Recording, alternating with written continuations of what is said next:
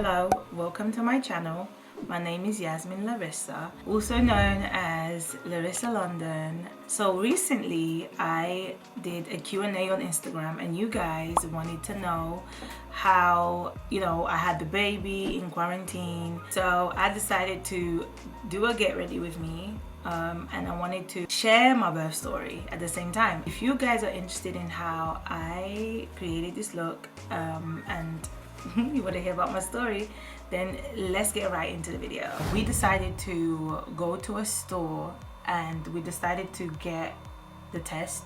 2 minutes, that you have to wait, to get the result is the longest. It just takes the longest. We took the test. It came back positive. So my friend was so shocked. Her reaction was literally like, ha. What? She's pregnant. Pregnant? Ha! What? And so I went to the doctors. I remember on my way to the doctors, I wasn't feeling well. I remember I was feeling very drowsy. I remember feeling sick. I didn't have too much sickness during the whole pregnancy, but that day I think I was just nervous. I told the doctors that I had this pain on the left side of my stomach and it was really bothering me. It was so painful. They booked me in for an internal scan, which is an internal examination where they used an ultrasound probe. They put it up you and it caused some discomfort. It was a little uncomfortable, but it wasn't so painful. It wasn't as painful as I thought it would be because I was a bit nervous. A little camera and not bigger than a finger, so it was fine. They also made me do a pregnancy test, a medical one in there. It was so overwhelming seeing the baby. It was so tiny. He was so small. On my way home, I was tearing up a bit. I was tired because I couldn't sleep. From the night before to the next day, I couldn't sleep. I was so stressed out. So that's how I found out that I was pregnant. That's how it was ciao. So I'm going to protect the lace. Pronto. I didn't get morning sickness. I had it once or twice throughout my whole pregnancy.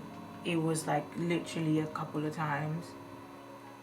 Thank God for that because I just hate feeling ill. Let's get rid of the quarantine cheeks. So up to 12 weeks, which is when they offer the first scan, ultrasound, I got to see his little head. 20 weeks where you get to do the gender reveal. From the day I knew I was pregnant, I knew I was having a boy. Okay, I just knew. I was so indecisive about names. It's crazy. I was annoying myself and annoying everyone around me. I look crazy.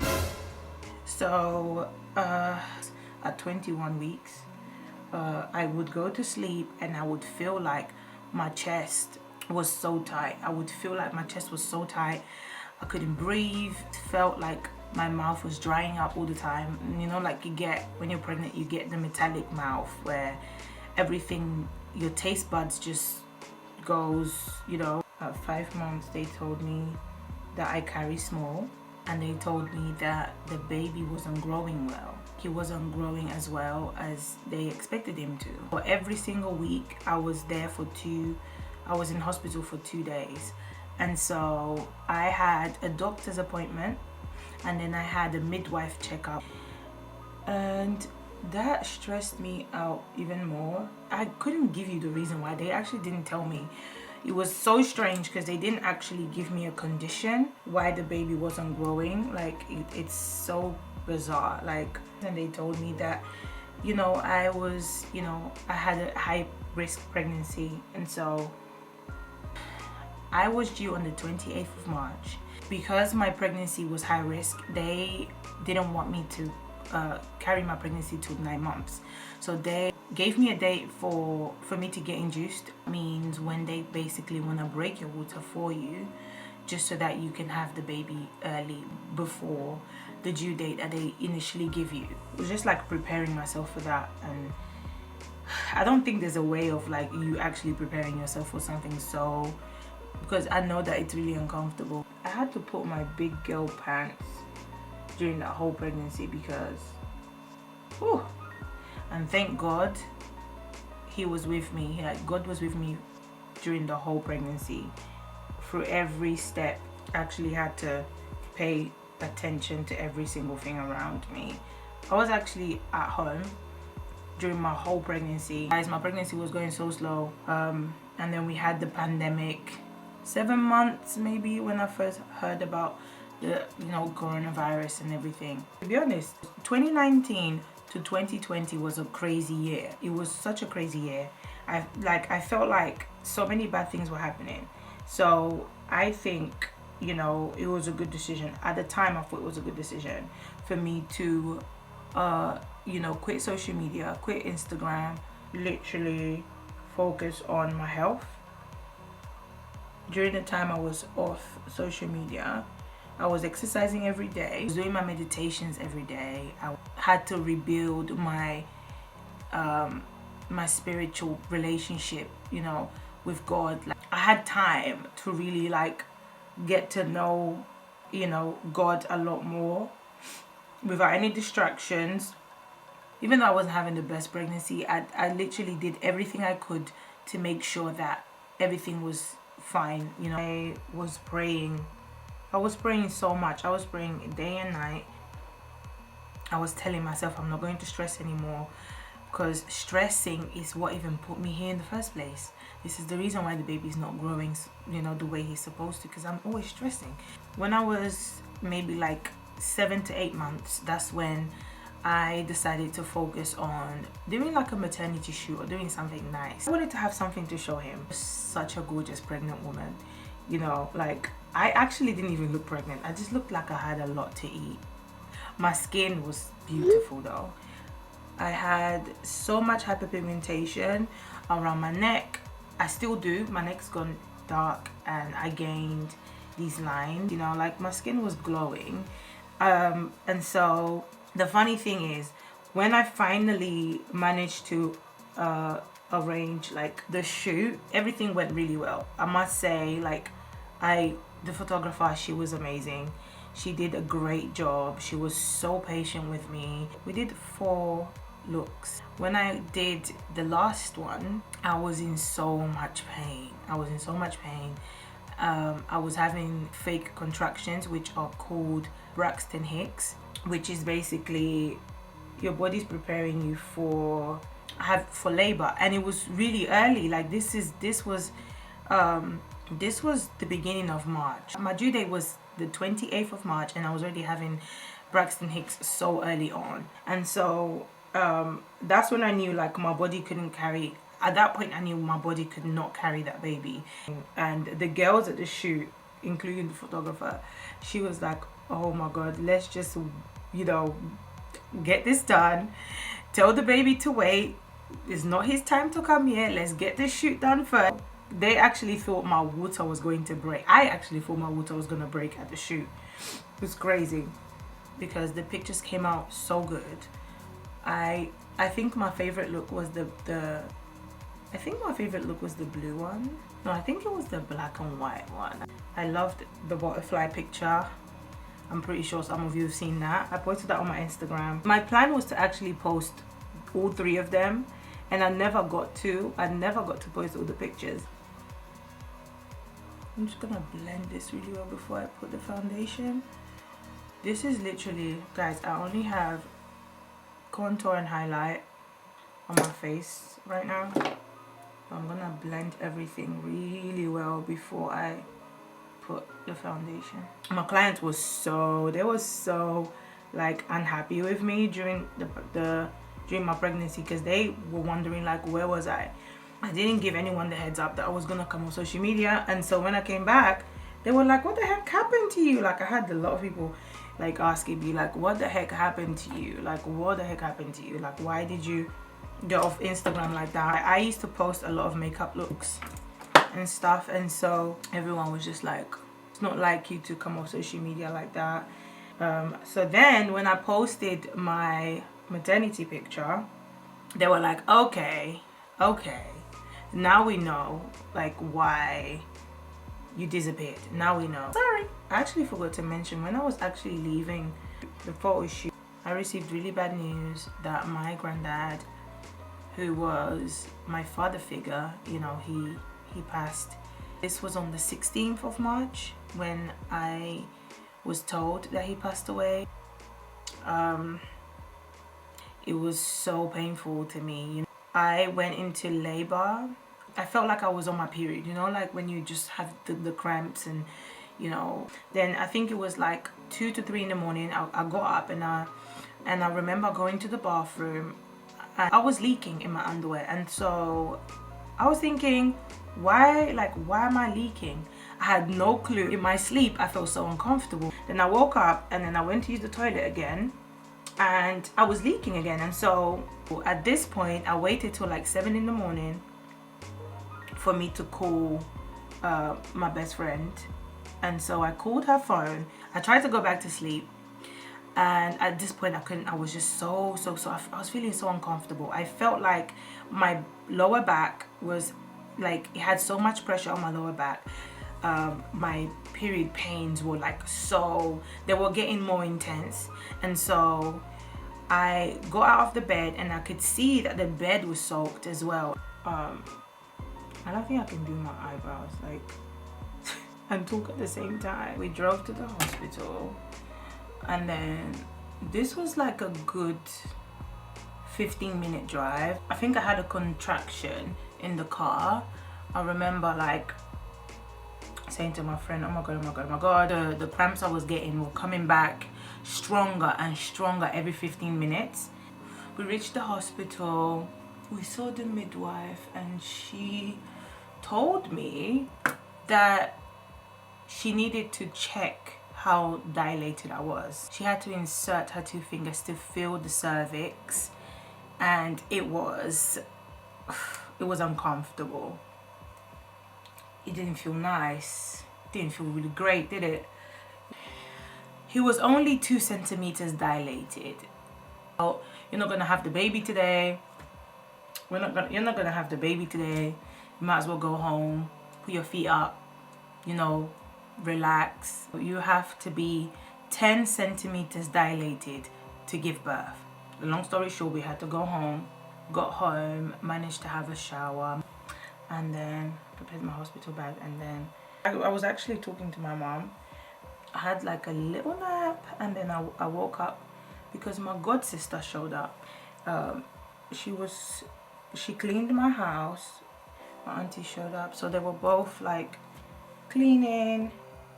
From like 3 to 4, I was with both of them. At this point, my pain was just unbearable. This pain wouldn't even let me focus on anything. Their voices were annoying me. That pain was crazy. I turned into an animal. Like, that's the only way I can actually describe like how I felt. I remember like asking for dry toast. Bruh. And I took a bite or 2, like I didn't even eat it. And then when it got to like 5:30 to like 6, I felt like I was possessed. The pain took over. I was feeling hot. I didn't want to have clothes on. I took my wig off. I was actually trying to be cute. I was even thinking to film, but the pain took over. The pain made me forget about who I was. All I wanted to do was push the baby out. The contractions wanted to kill me at this point, okay?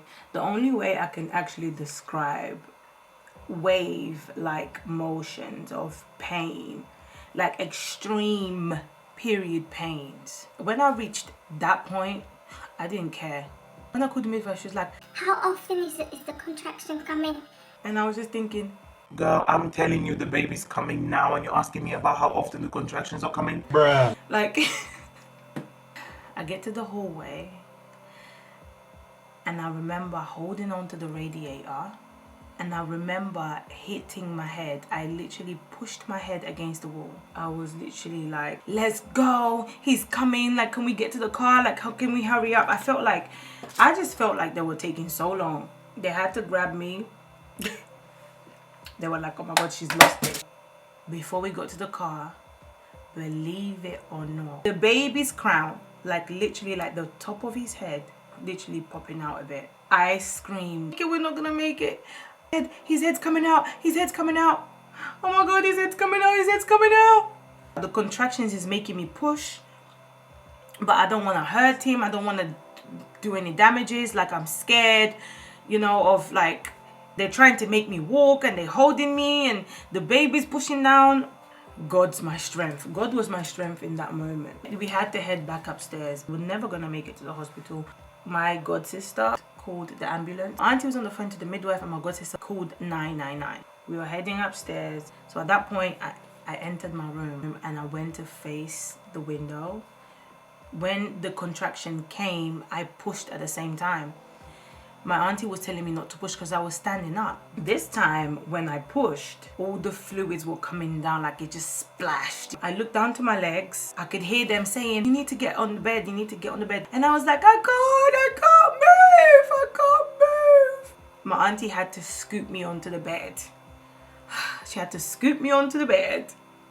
And then she had to like get my underwears off. Her face was like, oh, the head is out. It was a madness. My auntie has no experience with delivering babies.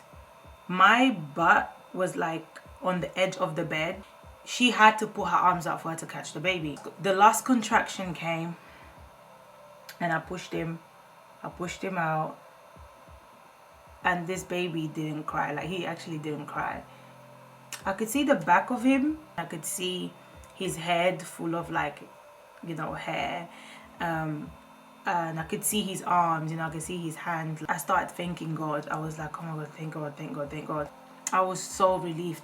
The feeling is amazing for me to actually like have him without any medical assistance, without, you know, any gas and air, that my body allowed me to deliver him safely. It's amazing to me. I started to feel like the room was spinning, you know, I just felt really cold. I could hear my auntie saying to the midwife, oh, she's shivering, we need more blankets and stuff. And in that moment, I actually felt like I was losing my life. I was praying that I would make it. I had to do skin to skin, so she actually put him on my chest. It felt wet, it was cold, made me like wake up a bit. And that's when the ambulance came. We live in the first world country. The ambulance took over 15 minutes to get here. I actually delivered him like our ancestors. Like, how crazy is that? It put so much into perspective. So fortunate to be here. Our ancestors, I know what they went through now. I have an idea. If I was by myself in the house, I don't know what would have happened. So when the ambulance came, they did a little checkup.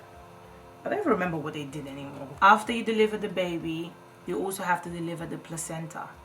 But I wasn't, you know, strong enough. They had to get me to the hospital. Thank God for that I actually did the aftercare at the hospital, because my body could not take it anymore. I don't remember how I got there because I was just in so much pain. So we finally managed to do the aftercare. They put me in my own room. That was like the happiest moment for me. As soon as you get to hold the child in your hands, it's like you forget the pain. And so, you know, it was amazing. I felt so grateful to be holding him. I felt so grateful to be alive. I felt grateful that he was healthy. You know what's crazy is that he doesn't cry. We finally got to rest a bit, him and I got to breastfeed him. Okay, so I'm trying to do my eyeliner and speak at the same time. I actually took forever to name him. I couldn't decide. I was stuck between two names. And so the first name that I thought of was Dawson.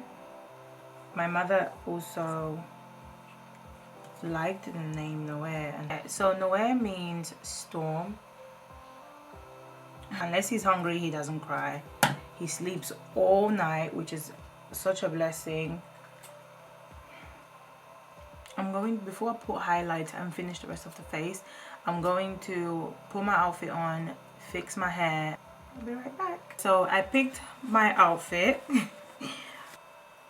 He's actually not a crybaby. He's awake. Hi. Hi. You just woke up? Yeah, dummy maybe. Oh. Guys, Jojo. Sorry guys. Life of a mom. Back to what I was saying. I gave birth to him in my bedroom. I feel like so much has happened. I think health is the most important thing to me.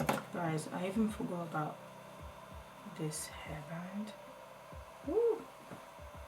I'm just amazed. I'm mostly amazed about the fact that I live in the UK, you know, first world country. I went through the experience most African women go through. I'm talking about like back in the day. That's how I was actually born. I was born in my mother's bedroom as well.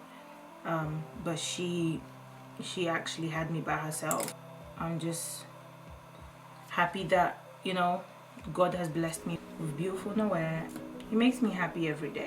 Quarantine has allowed me to enjoy my family. It's not every day be outside, you know? I knew becoming his mom would be hard. I would have never imagined that this is what I was going to go through, you know? But I'm glad I went through every single thing I went through because it has changed me. I actually value myself and my health a lot more now. So this is the finished look. I really hope that you guys enjoyed getting to know me a bit more. Thank you so much for watching, and I'll see you next time. Mwah. Ciao.